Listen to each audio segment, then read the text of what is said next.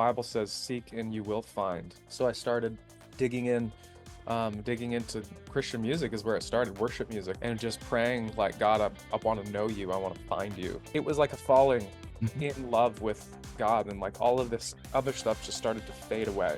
Hey, I'm Jonathan Unthank, and today we're going to hear how Dan Bremnes met Jesus and how his walk is an ongoing journey of faith. From childhood lessons on his father's porch to life-shaping experiences that fuel his music today. We're diving deep into the stories behind his songs and his journey with Jesus today on the Rewrite Podcast. Rewrite. New life, new beginning.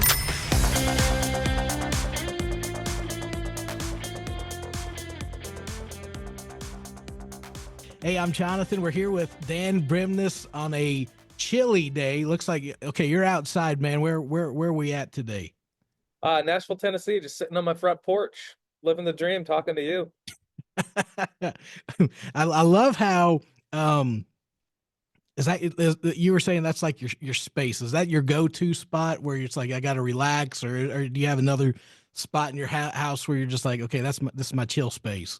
Yeah, this is one of them, and a lot of it is just because our house is it's not tiny, but it's like very open. So Yeah. we have two kids, so we're always kind of like under or over each other. So it's more like kind of like an escape. I love it. When you come to your family, they're growing. I remember years ago we were talking about when you first came on the music scene of just trying to handle it all and trying to balance everything from music to to family to everything else in there, and Yep, it's a day by day thing, man. I mean, moment by moment. there is no arrival. It's just constant tightrope. I love how you've put music together to really see our stories. That's what I love about your songwriting, and it's something where it's refreshing to where we can see ourselves Mm, in your story too, to some degree.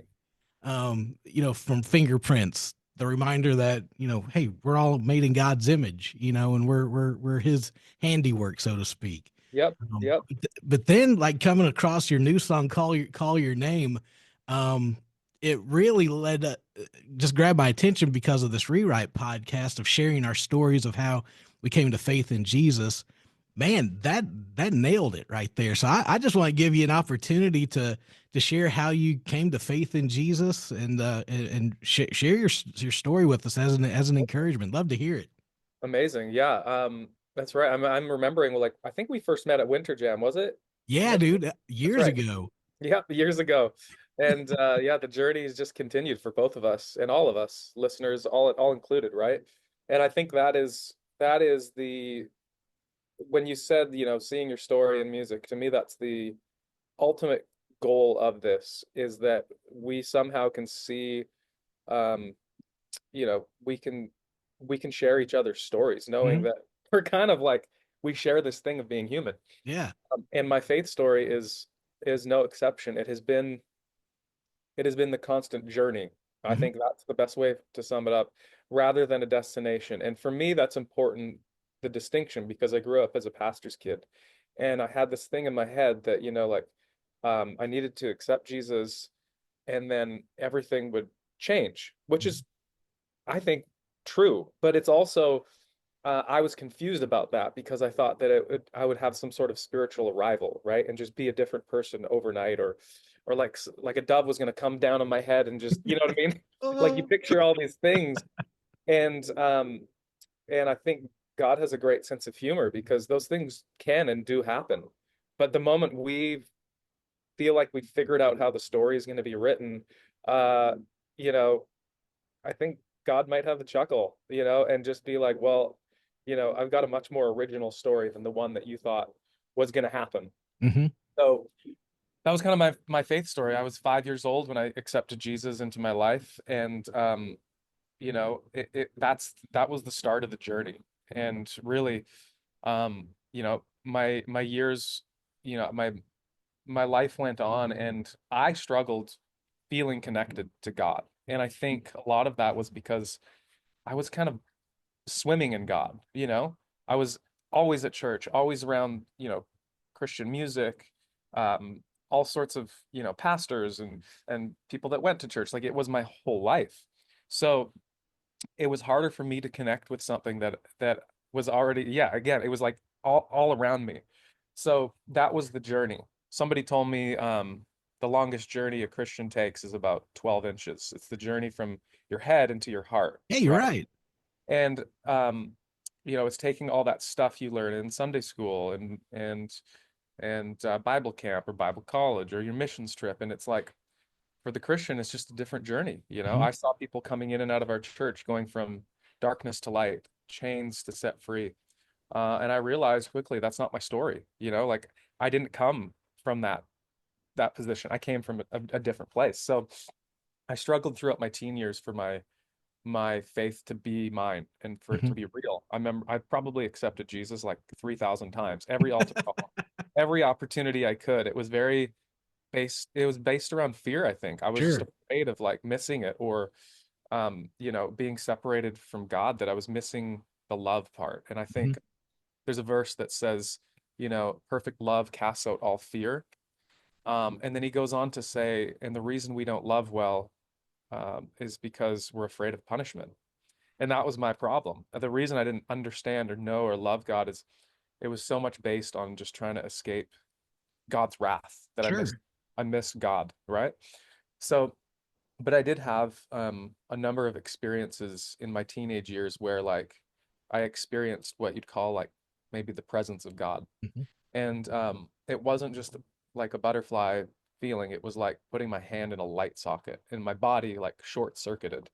And it was something that was so beyond me, so powerful that it had to be God, right? So I kept encountering this spirit, this large, um, something that I knew was so much bigger than what I was scratching the surface of, and that intrigued me. And at one point I started digging in more and started to like, okay, the Bible says, "Seek and you will find." Mhm.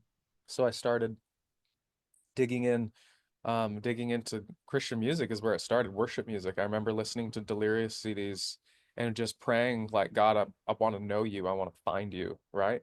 Which led me onto this journey I'm on now. And like I really did.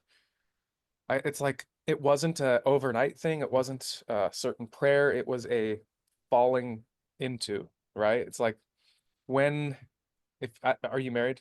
Oh yeah, yeah, Yeah, you're married. So it's like um when was the moment you knew you were in love with your wife? I don't, exactly. maybe maybe you don't. I can't pin the moment, you know what I mean? It's like it was like a falling Mhm. in love with God, and like all of this other stuff just started to fade away.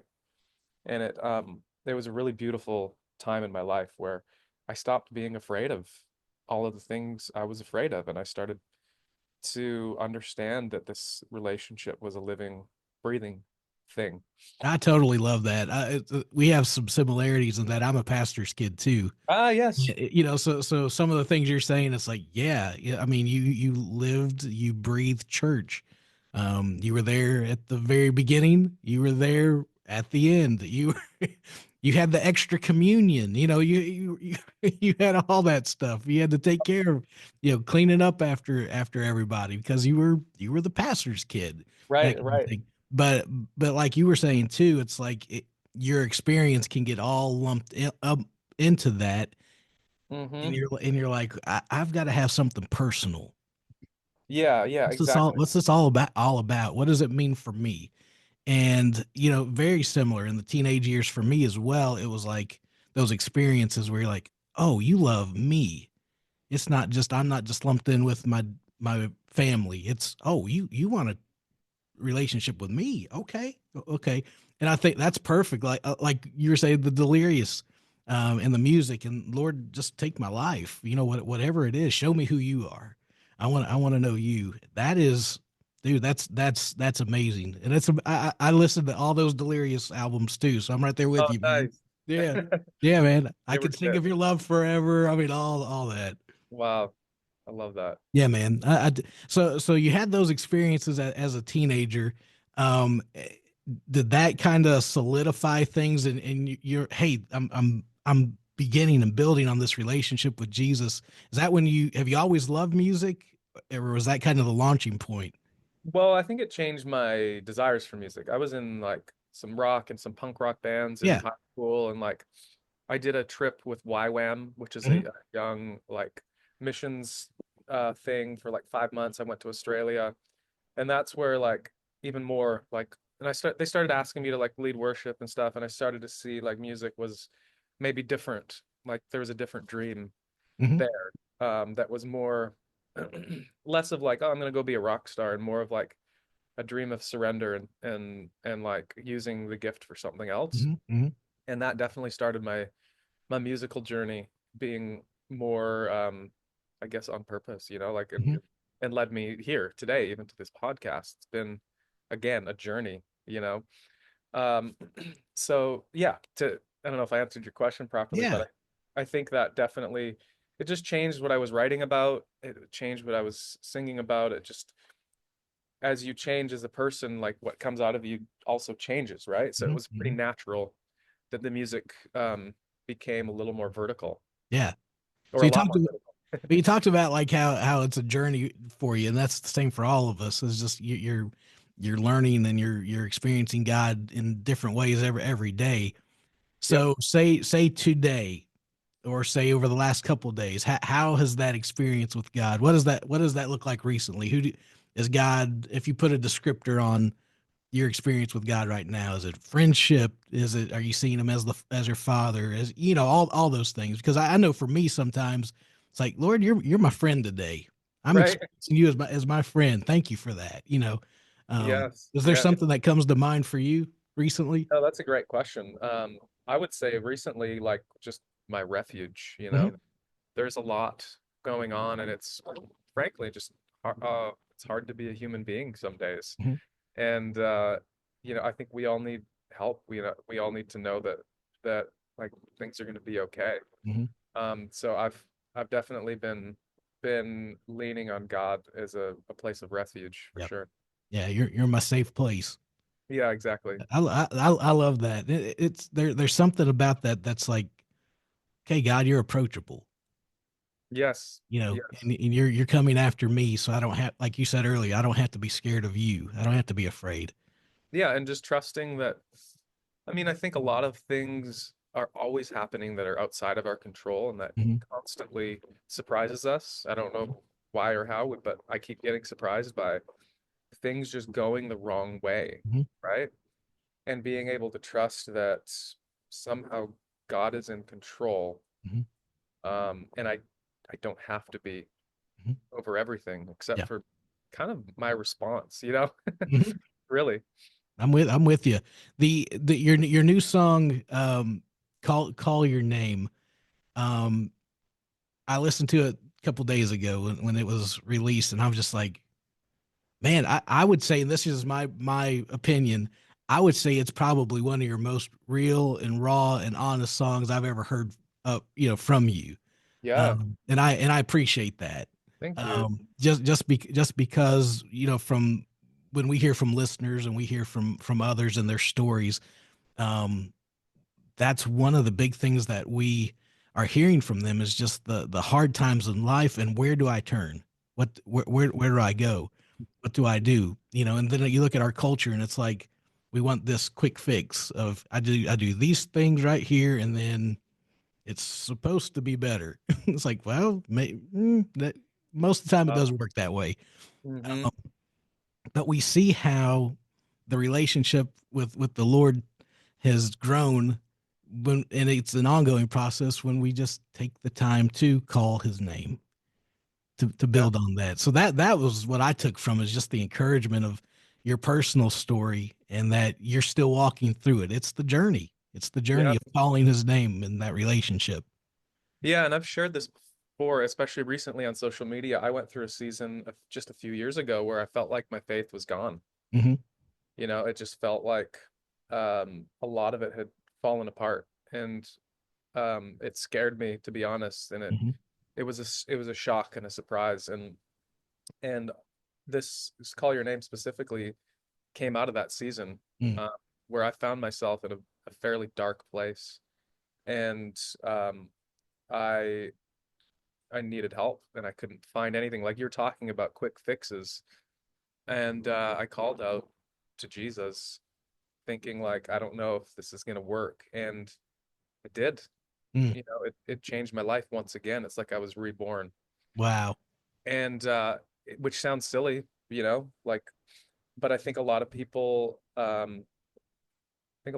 can struggle with their faith and feel like they have to hide that, or they're ashamed of it.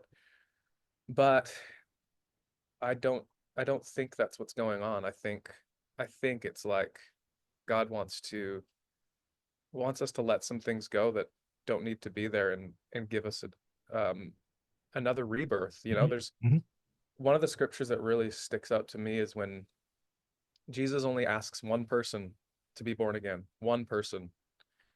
And we throw that term around a lot. mhm, But that one person was Nicodemus, and he wasn't a sinner, a vile sinner, or he wasn't a dark guy. He was a church leader that knew everything. mhm. And um and I think that's what I needed. I had seen a lot. I knew a lot in my mind, and it's like God was inviting me to be reborn once Yes. again. So I actually kind of think the reborn experience is for the believer. Yeah, I could definitely see that, because you build up these layers of what you think it should be, and well, if I can only do this or attain this level, or hey, I've read my Bible 400 days in a row, Yep. Yep. that Yeah. sort of thing. I've made it. I'm at the, it's like video game stuff. I've made it to the 20th level. Yeah, you Yep. know, it's like no, it's like I just want a relationship. This is ongoing, guys. Yeah. That's awesome, man. I totally agree. Yeah. I don't, it's almost like the opposite. It's almost Mhm. like the more levels we think we've gone, Yeah, the more we need to just come right back and stack the first brick again. And that first and last brick is Jesus. yeah, yeah.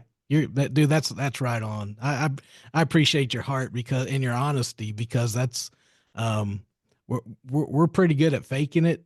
Hey, everything's good, But then when it really comes down to just reality, hey, I'm a broken person. I can't do this on my own. I've got to have a community. I've got to have number one. I've got to have the Lord. I've got to have the relationship with Him. I've got to have that friendship with Him and that real honesty with Him because that's the only way we can make it through. I mean, that's what Yeah. I believe. So And honesty with ourselves, right? yeah, Like, yeah, you're because you're sometimes, exactly right. like exactly kind of what you're saying is like, and has been on throughout our conversation is like, can we be honest with ourselves about where we're at? Hmm. And can we bring that to God, or are we trying to hide that, right? And Hmm. this goes back to the very first conversation God had with human beings, Adam and Eve, in the garden. Something happened, and they're hiding, and God's saying like, why are you hiding? Like, Hmm. I thought, we were in this together. And I Hmm. think that's us maybe every day. It's like, Yeah. why are you hiding? Come on out, like, let's begin and end this with honesty. Hmm. Safe place. Yeah, Find, yeah. finding that He's the safe place. Yep. In the Yes. long run. This is Rewrite, stories of new life in Jesus. I'm Jonathan Unthank. If you'd like to join a community of listeners who enjoy hearing the life stories of Christian music artists and influencers, then join the Rewrite text group by texting the word Rewrite. That's REWRITE to 81891. But more importantly, if you'd like to dig deeper into your own relationship with Jesus, you can begin that journey today by texting His name, Jesus, to 81891. God bless you. Join me next time for another episode of Rewrite.